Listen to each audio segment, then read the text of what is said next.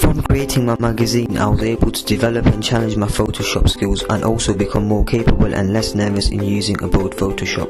I also viewed many tutorials on YouTube in order to become more confident in using Photoshop. This is because as I did not know how to create layers and select and change layers on Photoshop, I was able to find a tutorial on YouTube in order to help me create, select and change layers. I also learned how to duplicate layers on Photoshop. This was by selecting the layer and then right clicking on the layer and selecting duplicate layer. This is in order to create the same layer a numerous number of times without having to go through the process of creating a new layer. By duplicating layers on my front cover, I was able to keep a consistent size of box and size of font of the artist's names on my front cover. This saved me a lot of time from having to go to search for the same font and also having to change the sizes so that they are all the same, including the color also. I also learned how to create guides on Photoshop. This was by selecting guide in the top toolbar of Photoshop and thereafter selecting rulers. After selecting that, the rule guidelines loaded up on the left hand side of the page and at the top of the page. I use the rulers in order to separate my front cover, contents page and double page spread in order to make my work look much more neat and organized. For example, on the contents page of my magazine, I divided the page into 3 sections. This was so that I can equally split my page up and insert the subheading storyline on the left hand side, including my cover story box, and in the other 2 columns I can insert images including the subscription box.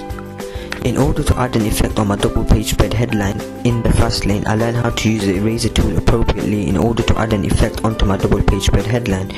On the left hand side toolbar of Photoshop, on the 11th tool down, I clicked the eraser tool. Thereafter I selected the eraser tool. On the top toolbar I selected the brush drop down and selected an appropriate brush style, which I chose 59. This is because I found that brush style suitable to add an erasing effect on my headline. Thereafter, on the areas which I wanted to add an effect on, which was the beginning of the headline and at the end of the headline, I used the rubber appropriately as a bit of the headline in order to add a good effect. I also used the eraser tool on the front cover of my Impact magazine on the masthead Impact, which was the name of my magazine. I used the eraser tool in between the P and the A. This is because the P and the A were coming on top of the young artist's hat, making the front cover look inappropriate. So I zoomed in appropriately on the masthead and erased parts of the letter A and P so that the artist's image appears appropriately in front of the magazine's name. I also found this conventional on the XXL magazine, as Lil Wayne's image was in front of the XXL logo on the top left hand side. I also used the paint bucket tool in order to paint the 2 boxes which were placed on top of my barcode and at the bottom of my barcode on my front cover. At the top of the barcode I inserted the issue date of my magazine, which was August/September. Thereafter, at the bottom of my barcode I inserted the magazine website.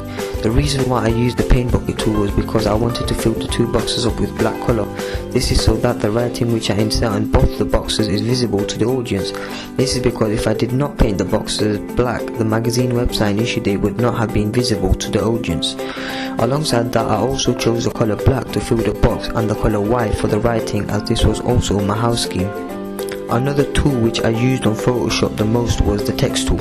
This is because without the text tool I would not have been able to insert any text on the front cover, contents page and double page spread of my magazine.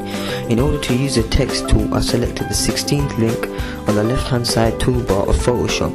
Thereafter, on the designated area of where I wanted to insert the text, I drew a text box and thereafter started typing in my text. I used this tool across all 3 pages of my final product. Another tool which I used on Photoshop was the rectangle tool, which is placed 17th on the left hand side of the Photoshop toolbar. I firstly selected the appropriate colour on the right hand side from the colour palette, which was white, as I wanted my lines to be in white in order to make the dates look more outstanding, including the magazine website. Thereafter I clicked on the tool and selected the line tool. This is because I wanted to place 2 lines in white above and below the date of birth of the artist.